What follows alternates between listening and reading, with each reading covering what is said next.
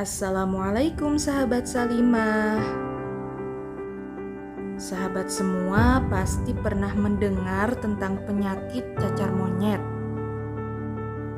Nah, apa ya itu penyakit cacar monyet? Yuk kita simak penjelasannya dari Dr. Mariah Mustaqimah. Eits, sebelum lanjut menonton videonya, jangan lupa klik subscribe di channel ini ya. Dan jangan lupa like, komen, dan share video ini agar kebermanfaatan dalam video ini bisa dirasakan oleh banyak orang. Terima kasih. Oke, apa sih itu penyakit cacar monyet? Penyakit cacar monyet adalah penyakit yang ditularkan oleh hewan atau biasa disebut dengan zoonosis. Nah, penyakit ini pertama kali diketahui di monyet di laboratorium penelitian di Copenhagen, Denmark pada tahun 1953. Dan diketahui di manusia pertama kali di Republik Demokratik Kongo pada tahun 1970. Nah, saat ini sudah ada lebih dari 35.000 kasus di lebih dari 92 negara di seluruh dunia. Dan sudah ada 12 orang meninggal dunia karena penyakit ini.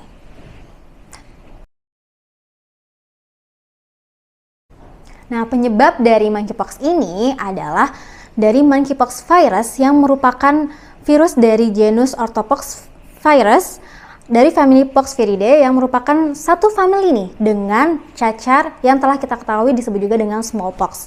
Smallpox ini sebenarnya sudah tereradikasi pada tahun 1980-an dikarenakan pemberian vaksin yang masif di seluruh dunia. Dan untungnya monkeypox virus ini tidak separah dengan smallpox.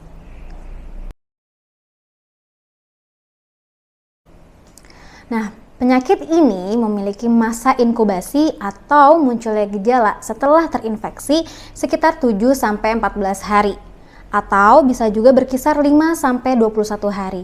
Nah, gejala awalnya adalah demam, nyeri otot, nyeri punggung, nyeri kepala, kelelahan, dan juga adanya pembengkakan di kelenjar getah bening seperti di leher, di ketiak maupun di selangkangan.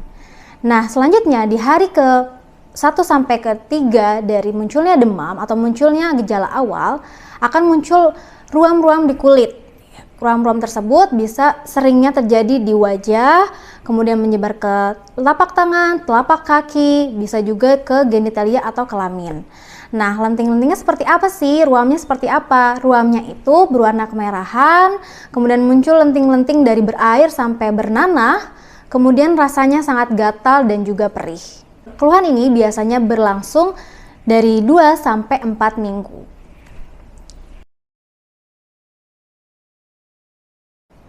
Nah, cara penularan kasus ini, caranya adalah dengan kontak erat antara pasien dengan orang yang sehat.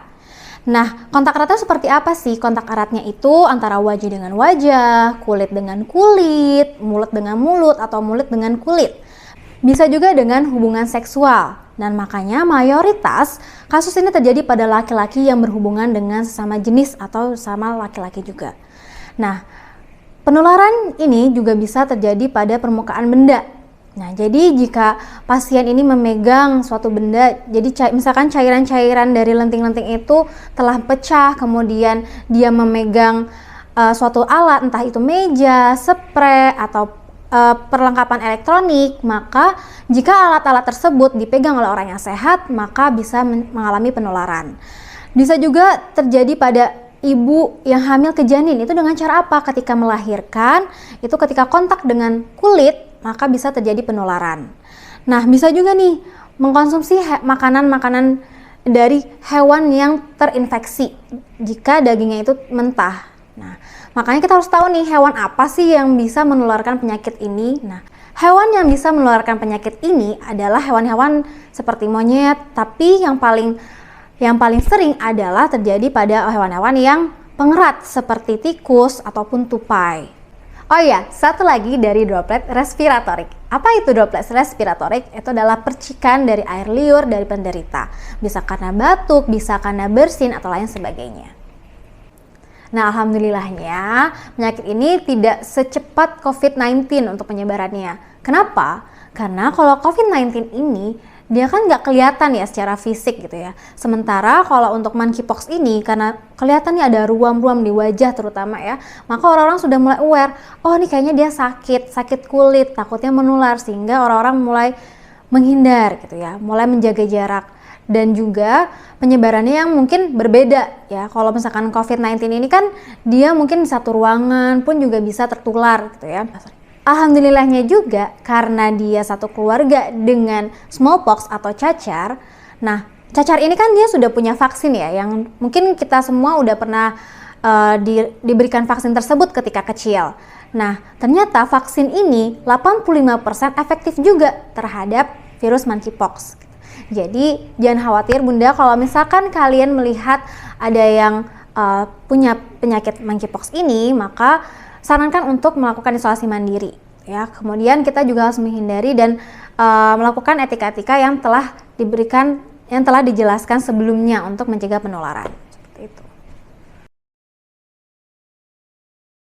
Pada umumnya penyakit ini self-limited disease loh, atau bisa sembuh dengan sendirinya jika imun kita bagus.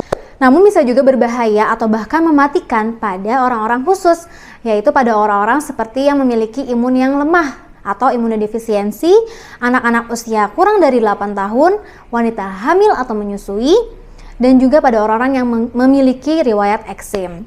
Nah, hingga saat ini WHO mencatat case fatality rate-nya atau tingkat kematian kasus penyakit ini sampai 3-6%. Nah, gimana sih caranya supaya kita tidak tertular? Caranya adalah hindari kontak dengan menderita. Jadi kalau misalkan kalian nih udah melihat ada orang yang mengalami lenting-lenting gitu ya, maka kita harus waspada. Jadi kita hindari dulu, kita jaga jarak, kemudian kita juga harus melakukan cuci tangan dengan menggunakan air dan sabun, atau bisa juga dengan menggunakan hand sanitizer yang mengandung alkohol. Kita juga harus pakai masker nih, karena kan tadi ya dia bisa menular dengan droplet respiratorik gitu ya, dengan percikan. Jadi kita harus pakai masker dan juga perhatikan etika batuk gitu ya. Dan yang terakhir adalah lakukan hubungan seksual yang aman.